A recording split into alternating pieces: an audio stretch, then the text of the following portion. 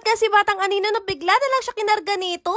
Eto nga pala yung second day namin dito sa Pampanga. Umaga pa lang ay pinapupo at wiwi ko na sila dito para hindi na nga kami ma-stress sa biyahe. After naman nila nun, binihisan ko na kaagad sila at pinabanguhan. At ay naka-OOTD pa nga sila na itong bago nating design ng beanie. Si Batang Anino tinatamad pa nga bumango. At ayun kinahaponan nga ay bumiyahe na kami. Ayun na tumuulan-ulan pa nga. At ayun dumaan nga muna kami dito sa SM. Kasi hindi pa nga nag-open yung pupuntahan namin. Kaya nga dito kami magagala. At ang Batang Anino, tingnan niyo naman talaga nakaganyan pa yung kamay. Mabuti na nga lang at hindi sila tumatalo. Lalo na si Kisses, napakabait niyan, hindi talaga tatalon niya. At ayun habang naglalakad nga kami, tignan niyo naman ganyan sila kabihi. At eto na nga kakain na nga kami. Meron pa nga kaming na-meet na dog, sobrang cute niya.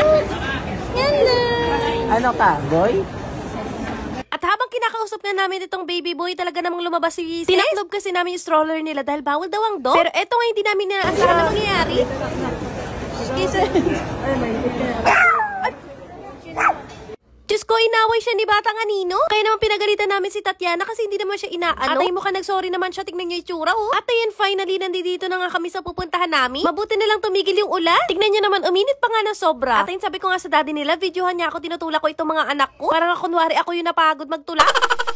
At ay, nandito na nga tayo sa Disneyland Pampanga. Akala nyo ba sa ibang bansa? Yes, meron yan dito sa Pampanga. Ayan, tignan nyo naman ng mga bata. Talaga namang na-amaze sila. Sobrang happy ko talaga pag nakikita ko si Kisses na ganyan. Ayan, tignan nyo, grabe, napakaganda. At ay, pagpasok na namin dito na shook ako. Sobrang dami palang tao. Andi dito nga si Kuromi. At marami pang iba. Pero eto nga, bigla na lang binigay ni daddy niya ito si Batang Anino. Mabuti na nga lang kinaya ni Kuya. Gulat na gulat nga si Batang Anino nang bigla na lang siya kinarga. Syempre, magpapatalo ba ito si Ate Kisses? Syempre, siya nga din daw. Tignan nyo naman, parang kasama talaga siya dito. Hindi ko nga kilala itong mga dog na to, pero sa Paw Patrol sila. O diba, sobrang cute. At eto nga, nagulat na lang ako dito. Meron pala silang pa-Halloween costume ngayong araw. Kaya naman napakarami talaga mga naka-costume. And nagulat pa nga ako dito kay Kuya, Diyos ko da. At ay nakabukas na nga yung mga lights. Grabe, napakaganda. At eto yung itsura niya kapag gabi na. O diba? At ayun, meron pa nga kami pinuntahan dito. Ay, napakasakit talaga sa mata kasi nga sobrang liwanag. Mas perfect nga pala itong place na to kapag may kasama kayong mga bata. Sila talaga mag-e-enjoy dito. At ayun, tignan nyo naman sila Batang Anino, sinarado ko na nga yung stroller nila. Baka nga kasi biglang tumalon kasi napakarami talagang bata. Ayan, tingnan nyo naman, napakaganda dito. May dog pa nga kami nakita. At magpipicture nga pala kami sa taas. Kaya namang binuhat na lang itong stroller at baka nga mawala.